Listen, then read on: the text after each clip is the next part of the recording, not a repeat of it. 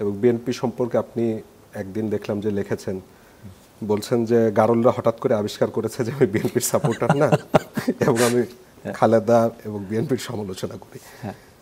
তো বিএনপির এখন যদি আপনাকে জিজ্ঞাসা করি যে বিএনপির সবচাইতে বড় সমালোচনার জায়গা আপনার কাছে কোনটা বলে মনে হচ্ছে? বিএনপির সবচেয়ে বড় সমালোচনার জায়গাটা হলো যে বিএনপির যে পুরাতন নেতৃত্ব, জি, মানে সিনিয়র নেতৃত্ব এবং I would say standing committee, আচ্ছা, most of the standing committee,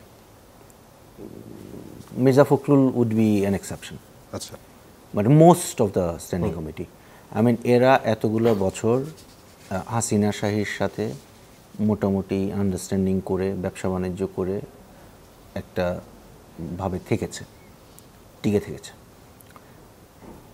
এবং এরা আলটিমেটলি সরকারে গিয়ে কি বাংলাদেশ উপহার দিবে আমাদেরকে, এটা ব্যাপারে আমি খুব স্কেপটিক্যাল।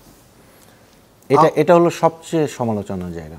হ্যাঁ, আমি আবার ওই যে ঢাকা শহরে মানে উত্তর সাইড বিএনপির এক গডফাদারের আর দক্ষিণ সাইড বিএনপির আরেক গডফাদারের, আমি ওই ঢাকা শহর দেখতে চাই না। একসময় ছিল, আমি ওই বাংলাদেশ, ওই ঢাকা শহর আর দেখতে চাই না। এবং বিএনপি যখন যদি পাওয়ারে আসে, বিএনপি এখনও অপোজিশনে, এই জন্য মনে হয় ধরেন বিএনপির সাথে বিএনপির কর্মী সমর্থকরা আমাকে অনেক ভালোবাসেন, আশা করি যে ওনারা সরকারে আসার পরে এই ভালোবাসা থাকবে না, আমি আশা করতেছি। মানে if I am doing my job as a journalist, then the ruling party should hate me.